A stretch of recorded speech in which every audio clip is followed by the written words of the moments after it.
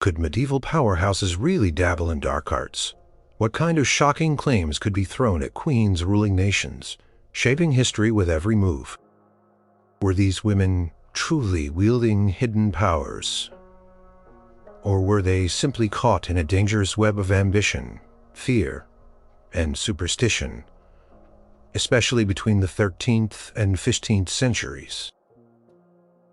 Number 8. Isabella of Angulême, Queen of England. The year is 1216. King John of England, a man whose reign was perpetually shadowed by conflict and rebellion, had just died. His widowed queen, Isabella of Angulême, was left with their young son, the future Henry III, and a precarious position in a land often hostile to foreign queens. Isabella was a woman of striking beauty, known for her strong will and sharp mind, qualities that could be seen as both admirable and dangerous in her time. Her first marriage to King John had been controversial from the start. She had been betrothed to Hugh X of Lusignan, a powerful French noble. But John had swept her away, marrying her in 1200. This act, a grand insult to the Lusignan family, fueled decades of animosity and played a significant role in the loss of English territories in France. After John's death, Isabella found herself in a vulnerable spot. She was still young, and England needed stability. Rather than remaining in England as regent for her son, a role many might have expected, Isabella made a decision that shocked many at the time. In 1220, she returned to her ancestral lands in Poitou, France, and in an act of breathtaking boldness and perhaps calculation, she married her former fiancé, Hugh X of Lusignan. This marriage was a strategic move intended to secure her lands and her children's future, but it also raised eyebrows. It was unusual for a queen dowager to remarry so quickly, especially to someone who had been her original betrothed and a rival of her deceased royal husband. It was this return to France and her subsequent actions that began to draw the dangerous whispers of sorcery and dark dealings. Isabella, now the Countess of La Marche, through her new marriage, continued to exert influence, often clashing with English interests and even those of her own son, King Henry III. Her children from her second marriage, the half-siblings of the King of England, grew up with a deep sense of entitlement, and Isabella tirelessly promoted their fortunes, often at the expense of established powers. This ambition, combined with her independent spirit and her perceived manipulation of events, made her a target. The specific accusations of sorcery against Isabella primarily surfaced later in her life, particularly after 1238, when her political maneuvering reached a fever pitch. At this time, Isabella was intensely involved in the power struggles between France and England, often playing both sides, seeking to carve out a greater sphere of influence for her Lusignan family. Her aggressive pursuit of power, her formidable personality, and her reputation for using unconventional means to achieve her goals created fertile ground for suspicion. One particularly damning accusation emerged in 1244, when the French court, specifically King Louis IX, later St. Louis, began to view Isabella with extreme suspicion. She was accused of attempting to poison several prominent figures, including the French king himself and his formidable mother, Blanche of Castile. The context for these accusations was the ongoing friction between the French crown and the Lusignan family, who felt increasingly hemmed in by royal authority. Isabella, ever defiant, had been at the forefront of this resistance, encouraging her sons to challenge French dominance. The method of alleged poisoning was said to involve dark concoctions and secret charms, hinting at practices beyond simple toxicology. In the medieval mind, a powerful, determined woman who seemed to defy convention and achieve surprising political gains might easily be suspected of using more than mere earthly cunning. Such accusations were often a convenient way to discredit a political opponent, especially one as headstrong and unpredictable as Isabella. She had a reputation for fiery outbursts and an unwavering will, characteristics that could easily be twisted into signs of demonic influence by those who wished to see her downfall. The accusation against Isabella for trying to poison King Louis IX and Blanche of Castile was taken seriously enough that a formal investigation was launched. Witnesses were brought forward, and the weight of the French court fell upon her. Though the specific details of the trial or investigation are somewhat shrouded in the mists of history, the very fact that such accusations were made and taken seriously speaks volumes about the climate of fear and suspicion that surrounded powerful women. Isabella was compelled to flee, taking refuge in the Abbey of Fontefraud, a place she had chosen as her burial site long before. Her final years were spent in the Abbey, a remarkable retreat for a woman who had once been Queen of England and a formidable countess. While she was not publicly condemned as a witch in the way some others on this list, with the accusations of poisoning and her general aura of powerful, almost unnerving influence certainly contribute to her reputation. The narrative surrounding her was one of a woman who was too ambitious, too clever, and perhaps too willing to cross conventional lines, making her a perfect target for those who sought to explain her actions through the lens of dark magic. Her story serves as a stark reminder that even centuries ago, power and independence in a woman could easily be twisted into accusations of sorcery. Number 7. Joanna I of Naples, Queen of Naples, Countess of Provence. Born in 1326, Joanna I was a figure of immense power, controversy, and enduring mystery. In the 14th century, her reign over the Kingdom of Naples and the County of Provence was marked by political intrigue, dynastic struggles, and a series of dramatic personal events, all of which contributed to the dark whispers that followed her throughout her life. She inherited the throne at a young age, and her position as a reigning queen in a turbulent era made her an immediate target for those who sought to usurp her power or simply control her. Joanna's first marriage to her cousin Andrew of Hungary was tumultuous. The union was arranged to consolidate dynastic claims, but Andrew was reportedly overshadowed by his sophisticated and politically astute wife. His ambition to be crowned King of Naples rather than merely prince consort created deep rifts within the court, and with Joanna herself. Climax of this marital discord came in 1345 when Andrew was found murdered at Aversa. He had been strangled and thrown from a window. The shockwaves from this event reverberated across Europe. Immediately, suspicion fell upon Joanna, though she vehemently denied any involvement. Her perceived coldness, her rapid remarriage to Louis of Taranto, another cousin, just months after Andrew's death, and the general accusations. While the initial charges were of murder and complicity, the medieval mind often linked such heinous acts, particularly those involving royal power struggles, to the dark arts. If a woman could orchestrate such a crime, surely she must have unnatural aid. The King of Hungary, Andrew's brother, Louis I, known as Louis the Great, was outraged. He invaded Naples in 1347, seeking vengeance for his brother's death. During this invasion, and in the subsequent political maneuvering, Joanna was painted by her enemies as a depraved and sinful woman, one who used illicit means to achieve her desires. Chronicles and pamphlets from the time, often biased against her, began to describe her as engaging in unnatural practices, using charms and poisons to control events and eliminate her rivals.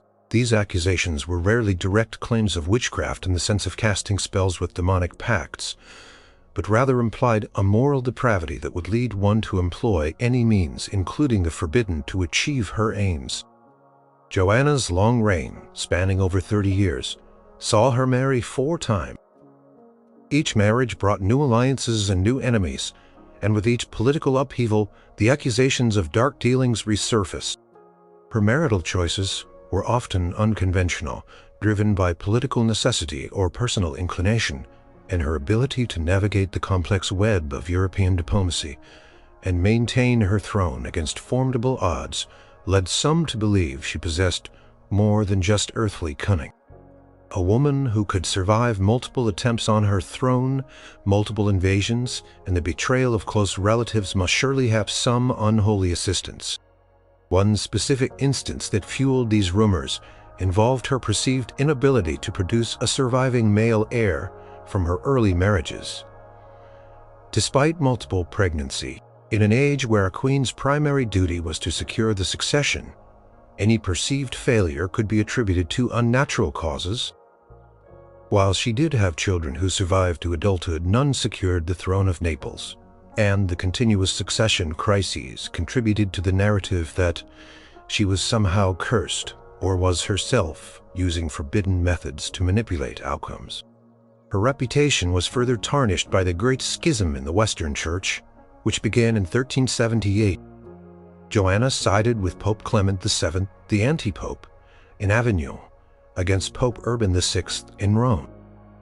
Urban VI, feeling betrayed by Joanna, not only excommunicated her, but also declared her a heretic and usurper, sanctioning an invasion of her kingdom by Charles of Durazzo, a distant cousin.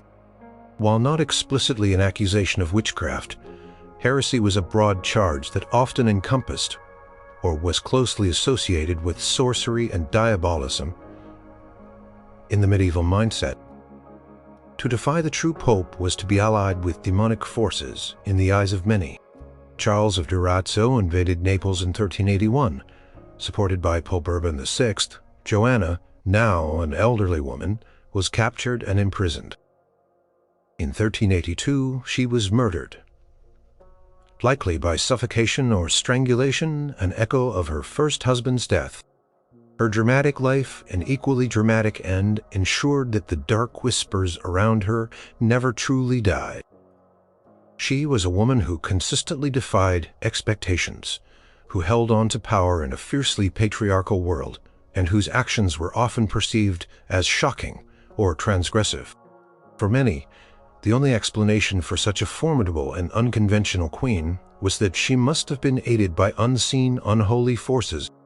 Her story illustrates how political enemies and social anxieties could weave a tapestry of suspicion and accusations around a powerful female ruler.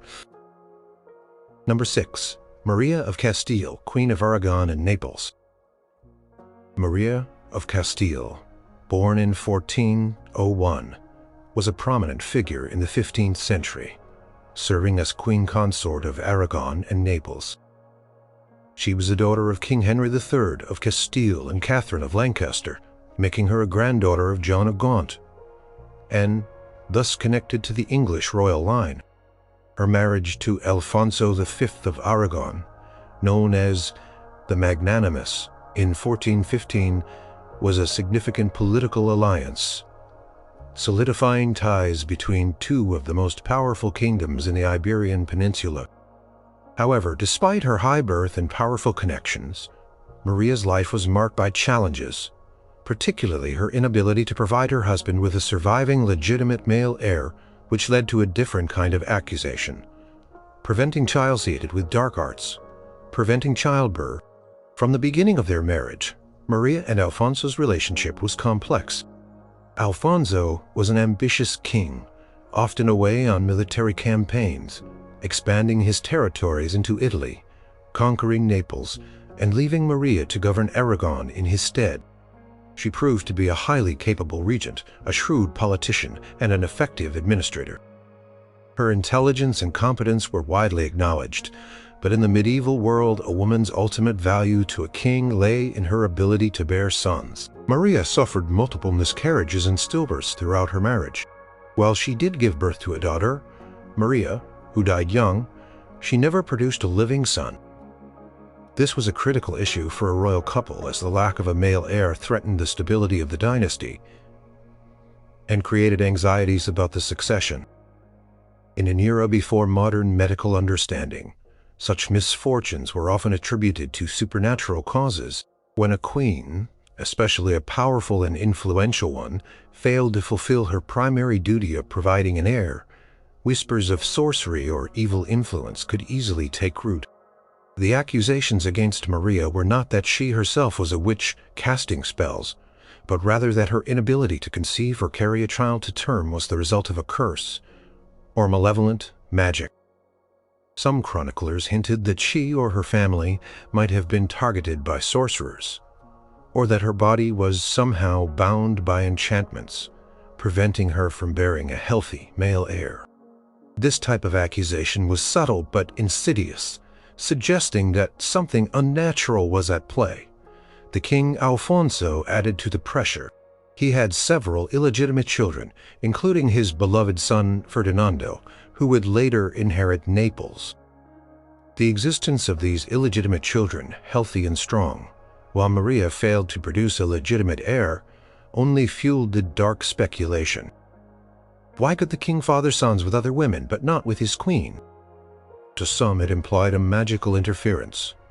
Directed specifically at the queen's womb, the political context also played a role. Maria's competence as regent meant she wielded considerable power in Aragon during her husband's long absences. She often made significant decisions, managed the kingdom's finances, and even negotiated peace treaties. While respected for her abilities, such power in a woman, especially one who was barren in the eyes of the public, could be seen as unnatural or even dangerous. The more power she gained, the more vulnerable she became to suggestions that her influence was not entirely earthly. A specific instance that fed into these rumors involved her personal piety and the rigid atmosphere of the Castilian court from which she came. She was known for her austerity and deep religious devotion, which some found admirable, but others might have viewed with suspicion as an attempt to mask something darker, or perhaps as a reaction to a secret burden. The accusations against Maria of Castile were not formal trials or public condemnations for practicing witchcraft. Instead, they were insidious rumors and interpretations of her personal tragedies through the lens of medieval superstition. They reflected the intense pressure on queens to provide heirs, the lack of medical understanding about fertility, and the common tendency to attribute unexplained misfortunes to the supernatural. When a queen failed to conform to the expectations of her role, especially in such a fundamental aspect as succession, the language of curses, enchantments, and dark interventions offered a convenient, if terrifying.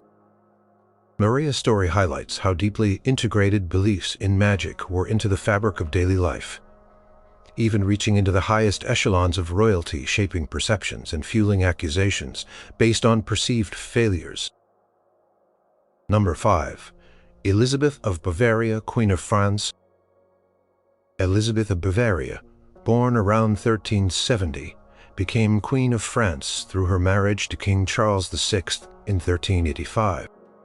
Her life and reign were inextricably linked to the tragic mental illness of her husband, a condition that plunged the French court into decades of political chaos and personal torment. It was this very illness, manifesting as sudden bouts of violent madness and delusion, that led to whispers and eventually direct accusations of sorcery against Elizabeth and those around her. Charles VI, initially known as Charles the Beloved, began to experience terrifying episodes of mental derangement from 1392 onwards. These attacks were sudden and severe, leaving him unable to recognize his family, prone to hallucinations and sometimes violent. In an age without modern psychiatry, such an affliction was beyond comprehension. The most common explanation and the most terrifying was divine punishment, or more frequently, demonic interference and sorcery. As the king's illness became more frequent and severe, the court fragmented into rival factions vying for power, primarily the Armagnacs and the Burgundians. Elizabeth as queen found herself at the center of this maelstrom. At times, she was seen as a dutiful wife trying to manage her husband's illness. At others, she was accused of exploiting his weakness for her own gain, or more darkly, of even contributing to his suffering through forbidden means. The accusations of sorcery were not always directly leveled at Elizabeth herself, practicing magic, but rather at her being the target of or complicit in magical acts designed to control or harm the king.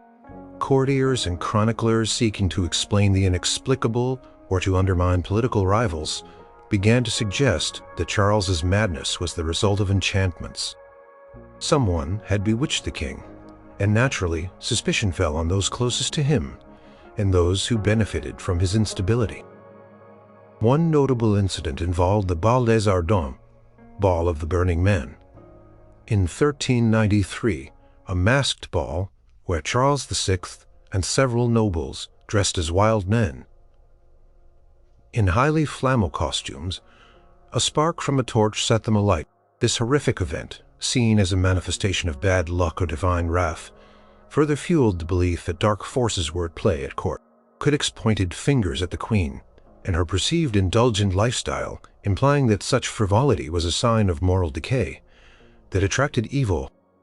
The Duke of Orleans, Charles's brother and Elizabeth's alleged lover, was a frequent target of Burgundian accusations of sorcery. As Elizabeth was closely allied with Orleans and his faction, any accusations against him or his circle inevitably reflected poorly on her.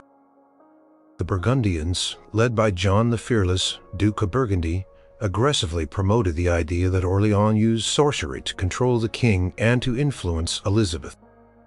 This political propaganda effectively tainted Elizabeth by association. In 1418, during the height of the civil war between the Armagnacs and Burgundians, a public sermon delivered by a Parisian preacher openly accused the Queen of immorality and of being involved with sorcerers who harmed the king. This was part of a larger campaign to discredit Elizabeth and the Armagnac faction. While no formal trial for witchcraft was conducted against her personally, these public accusations and widespread rumors severely damaged her reputation and legitimized the claims of her enemies. She was described as a depraved woman, a bad mother, and someone whose actions were driven by unholy desires. Elizabeth's perceived infidelity to her husband, her extravagant lifestyle, and her involvement in the often ruthless power struggles within the French court made her an easy scapegoat. In a society grappling with the terrifying reality of a mad king and desperate for an explanation, the idea of sorcery provided a chillingly plausible answer. Queen, seen as an increasingly isolated and self-serving figure, became entangled in the narrative of a royal family corrupted by dark arts. The impact of these accusations was profound. They contributed to the popular perception of Elizabeth as a destructive force within the kingdom, a reputation that has largely endured in history. She was effectively stripped of much of her political influence by the end of her life, and her children, particularly the Dauphin Charles, later Charles VII, often distanced themselves from her. Elizabeth of Bavaria's story is a stark illustration of how a queen's political power combined with personal tragedy and societal anxieties could lead to enduring accusations of dabbling in the dark arts, even without direct evidence or formal condemnation. Number 4. Sançia of Majorca, Queen of Naples. Sançia of Majorca, born around 1285, became Queen of Naples as the wife of Robert the Wise, King of Naples and Sicily. Their marriage in 1304 was a politically advantageous union, but Sançia was known for far more than just her royal status. She was a woman of intense piety, a patron of the arts, and deeply interested in intellectual and spiritual matters, particularly the Franciscan order, often aligning herself with the spiritual Franciscans, a more radical branch of the order. Ironically, it was this very spiritual intensity and her close association with certain influential figures that contributed to the accusations of sorcery and heresy that shadowed her later life. King Robert was a renowned intellectual and patron of learning, and Sançia, sharing his passion, actively participated in philosophical and theological discussions at court. She attracted scholars, mystics, and reformers, often offering them patronage and protection. This intellectual openness, while progressive for its time, also made her vulnerable to suspicion. In the 14th century, the line between orthodox piety and heretical practices, especially those involving mysticism or unusual interpretations of scripture, was often dangerously thin. The accusations against Sançia began to surface more forcefully in the 1340s, towards the end of her husband's reign, and shortly after his death in 1343. King Robert himself, despite his intellectual pursuits, became increasingly consumed by the fear of sorcery in his later years. He launched investigations and purges against individuals suspected of practicing magic within his court. This environment of suspicion, combined with Sancia's unique spiritual leanings, created a dangerous precedent for her. The specific accusations against Sancia revolved around her close association with certain spiritual Franciscans, many of whom were considered radical by the mainstream church and even branded as heretics. One of the most prominent figures in Sancia's circle was Robert of San Severino, a highly influential and controversial spiritual Franciscan friar who became her confessor and advisor. Robert of San Severino was openly accused of heresy and of practicing divination and other illicit arts. By extension, Sancia, as his protector and fervent disciple, became implicated in these charges. Critics alleged that Sancia allowed her court to become a haven for individuals who practiced forbidden arts, using them to influence political events or to gain forbidden knowledge. The accusations were not that Sancia herself was casting spells, but rather that she was a patron and enabler of those who did, and that her intense spirituality bordered on, or crossed into, heretical magic. It was suggested that she used these individuals to gain insights into the future, or to influence the king's decisions, all of which were seen as dangerously close to sorcery. Context for these accusations was the intense political struggle over the succession to the Kingdom of Naples. After Robert the Wise's death, Robert had designated his granddaughter Joanna I, the same Joanna who would later face her own accusations, as his heir. Sancia, now Queen Dowager, sought to secure Joanna's position and maintain her own influence. Her active involvement in these political maneuvers, combined with her reputation for deep spiritual devotion and her controversial associations, made her an easy target for those who wished to undermine her authority. One of the most damaging accusations involved the alleged use of a magical mirror or scrying glass by one of her Franciscan confessors to foretell the future or reveal secrets. Such objects were widely considered instruments of divination and therefore strictly forbidden by the Church, directly linked to demonic influence.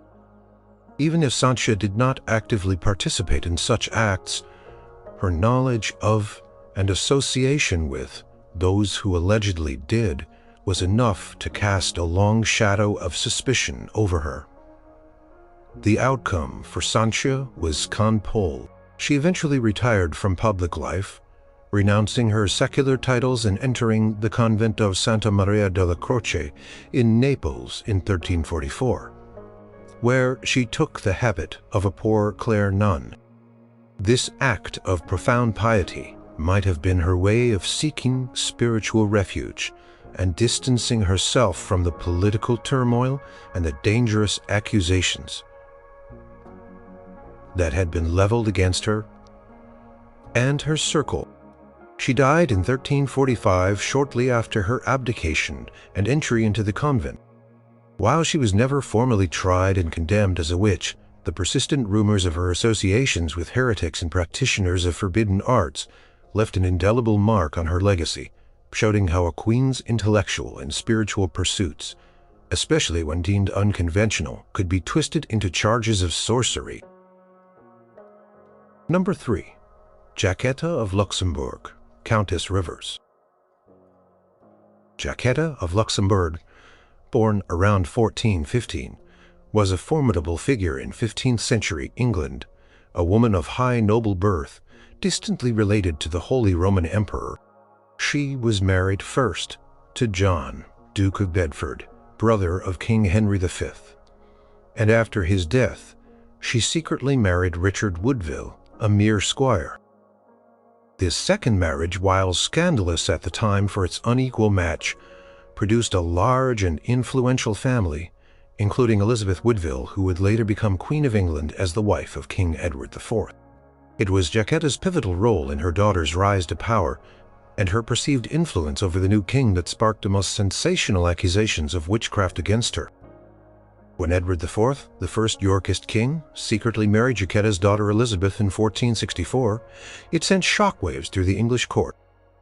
Elizabeth Woodville was not a foreign princess, nor was she from one of the great noble houses that typically provided queens. Her family, while landed, was considered. This unconventional marriage, which excluded traditional dynastic alliances, was seen by many as highly suspicious, especially by the powerful Neville family, particularly Richard Neville, the Earl of Warwick, known as the Kingmaker. Warwick, who had dominated the early years of Edward IV's reign and had been negotiating a French marriage for the king, was furious. He saw the Woodville family's sudden rise to prominence as a direct challenge to his own power and influence. As Elizabeth's mother, Jaceta, and her numerous siblings began to receive lucrative appointments, advantageous marriages, and land grants from the king, resentment simmered among the established nobility. It was in this climate of intense political rivalry and personal jealousy that the accusations of witchcraft against Jaceta emerged. In 1469, Warwick, in open rebellion against Edward IV, launched a campaign to discredit the Woodvilles. He accused Jaceta of using sorcery to enchant the king and compel him to marry her daughter. This was a politically astute move, designed to delegitimize both the queen and her family, and to undermine the king's authority by suggesting he was under a spell. The most specific and widely circulated accusation involved the creation of lead images of the king and queen used in a ritual to secure their marriage and to gain influence over Edward. It was alleged that Jaceta, with the help of a woman named Thomasina, fashioned these figures and performed enchantments. The medieval belief in sympathetic magic, where actions performed on effigies could influence real people, was widespread. The notion that Jaceta had manipulated the king's affections through such means was a powerful and terrifying one. A specific piece of evidence was also brought forward: a wax figure of Edward IV, which was allegedly found and presented as proof of Jaceta's sorcery. The accusations were made in public proclamations, and letters spread throughout the kingdom to rally support for Warwick's cause. Charges were serious, implying not only witchcraft but also treason, as manipulating the king's will was an affront to the crown. Jaceta was summoned to appear before court in Warwick's stronghold. However, the legal proceedings were somewhat chaotic due to the ongoing civil conflict. It was a politically motivated trial, not a genuine search for justice. While Warwick managed to capture Edward IV for a time, the king eventually escaped, and the tide of the war turned. Once Edward IV regained full control, he cleared Jaceta's name. In 1470, Parliament formally investigated the charges of witchcraft against her. The investigation concluded that the accusations were false and malicious, brought forth solely to discredit the queen's family and undermine the king. Jaceta was officially exonerated, and a full pardon was granted to her and those accused alongside her. The wax figure was declared a fabrication or misunderstanding. Despite her official exoneration, the accusations left a lasting stain on Jaceta's reputation, and, by extension, on her daughter, Queen Elizabeth. The rumors persisted, fueled by those who still resented the Woodville family's ascendancy. The events surrounding Jaceta highlight how accusations of witchcraft were potent political weapons in the medieval period, used to undermine rivals, control narratives, and even depose kings. Her story illustrates the precarious position of powerful women in a court where influence could easily be mistaken for manipulation and ambition for dark magic. Number 2. Joan of Navarre, Queen of England. Joan of Navarre, born around 1370, became Queen Consort of England in 1403 through her marriage to King Henry IV. She was a formidable woman in her own right, having already been Duchess of Brittany and regent for her young sons after the death of her first husband, John IV, Duke of Brittany. Her second marriage to Henry IV, a widower who had seized the English throne from Richard II, was a strategic alliance that brought wealth and political connections from Brittany to the Lancastrian dynasty.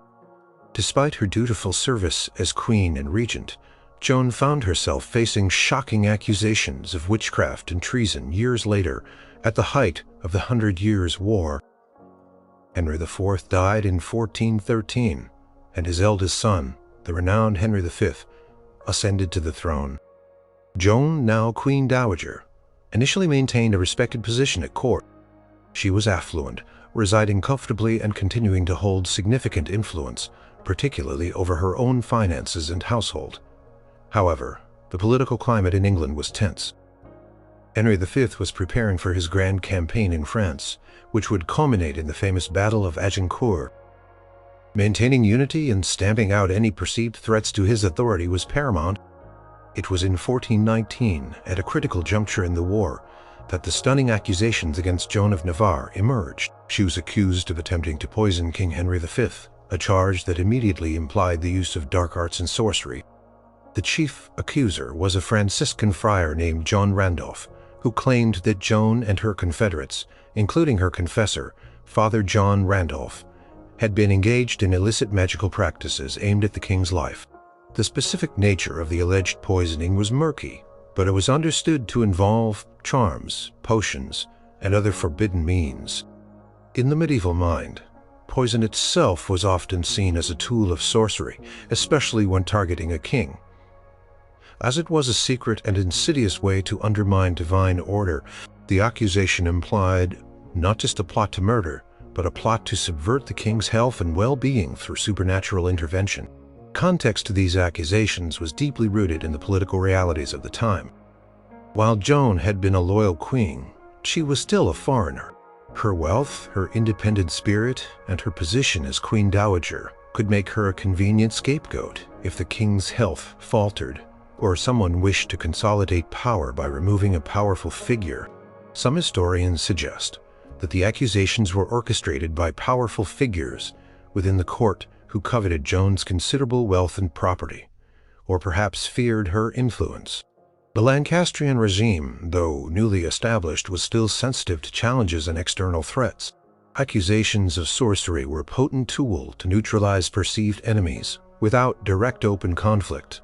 Upon these grave accusations, Joan was swiftly arrested. Her properties, including her extensive dowry lands, were confiscated by the crown.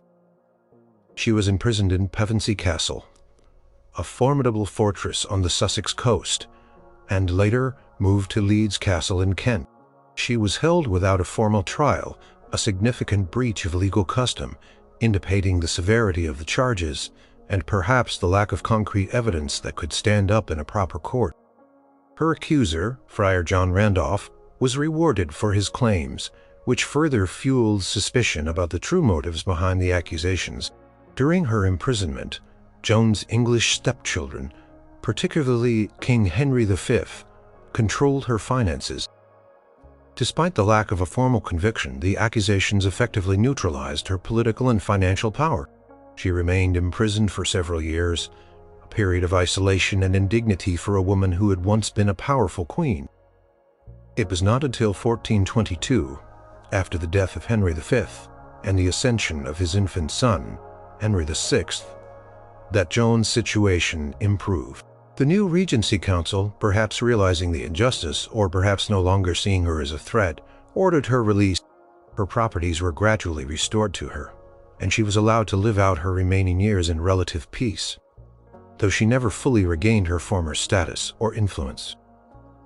Case of Joan of Navarre is a classic example of how accusations of witchcraft were used as political weapons in medieval England. Her foreign birth, her wealth, and her status as a powerful Queen Dowager made her a vulnerable target. The sudden and severe nature of the accusations, followed by imprisonment without trial and confiscation of assets, strongly suggests a calculated move to sideline her, rather than a genuine belief in her magical practices. Her story illustrates how fear, greed, and political machinations could lead to the branding of a royal woman as a sorceress, even without compelling evidence. Number 1. Eleanor Cobb, Duchess of Gloucester. Eleanor Cobb, born around 1400, was a remarkable figure in 15th century England, a woman of significant ambition and unconventional choices. She began as a lady-in-waiting to Jacqueline of Hainaut, and later became the mistress, and then the wife, of Humphrey, Duke of Gloucester. Humphrey was the youngest son of King Henry IV, and a key figure in the English government during the minority of his nephew, King Henry VI. His closeness to the throne, and his own aspirations for power, made his wife Eleanor a dangerous target for his political rivals. It was this intense rivalry at the heart of the royal court that led to the most sensational and well-documented accusations of witchcraft against a royal woman in medieval England. Humphrey of Gloucester was a strong contender for the regency of the young Henry VI, and later a constant thorn in the side of the king's other advisors, particularly Cardinal Henry Beaufort. Eleanor, ambitious and known for her influence over her husband, became deeply embroiled in these political machinations. She lived an extravagant lifestyle, often challenging court etiquette, and her intelligence and assertive personality did not endear her to everyone, especially those who resented her rapid social ascent and her perceived manipulation of the Duke. The Duke of Gloucester was the heir presumptive to the throne if Henry VI died without issue, making Eleanor's position potentially very powerful indeed. This proximity to the crown made her a significant threat to those who sought to control the young king and his government. The political faction opposed to Humphrey, led by Cardinal Beaufort and William de la Pole, Duke of Suffolk, sought to undermine Humphrey's power, and Eleanor became their primary target. The accusations against Eleanor Cobb began to surface in 1441. Court charge was that she, along with several confederates, was engaged in sorcery and treason, specifically attempting to bring about the king's death through magical means. The most explicit accusation involved the creation of a wax effigy of King Henry VI. It was alleged that Eleanor and her co-conspirators were slowly melting this effigy before a fire, believing that, as the wax figure dwindled, so too would the king's health and life. This practice, known as sympathetic magic or image magic, was deeply feared and considered a heinous form of sorcery, directly punishable by death. Eleanor's alleged accomplices were crucial to the prosecution's case. These included Roger Bolingbroke, a renowned astrologer, Thomas Southwell, a canon of St. Stephen's Chapel, Westminster, who was also an astrologer, and Marjorie Judemaine, the Witch of Eye, a woman with a long-standing reputation for practicing witchcraft and fortune-telling. The prosecution claimed that Eleanor had consulted these individuals to determine the exact time of the king's death and to ensure her husband, Humphrey, would succeed to the throne. Trial of Eleanor Cobb and her associates was a highly public and dramatic affair. Roger Bolingbroke and Thomas Southwell were arrested first. Bolingbroke was interrogated and confessed under duress implicating Eleanor. Marjorie Judemaine was also apprehended and admitted to various magical practices, including making a potion to restore Humphrey's virility, though she denied the specific charge of trying to kill the king. Eleanor herself was put on trial before a commission of bishops and secular lords. She was accused of heresy and treason through sorcery. She confessed to some minor charges such as seeking out divination and fortune-telling, which were considered spiritual offenses, but she vehemently denied the gravest charge of attempting to harm the king through witchcraft. Despite her denials, the political will to remove her was overwhelming. The outcome for Eleanor and her alleged co-conspirators was devastating. Roger Bolingbroke was convicted and executed, drawn and quartered at Tyburn. Thomas Southwell died mysteriously in the Tower of London before his execution could take place, possibly by suicide or foul play. Marjorie Judemaine, the Witch of Eye, was burnt at the stake for witchcraft, a common punishment for those found guilty of sorcery.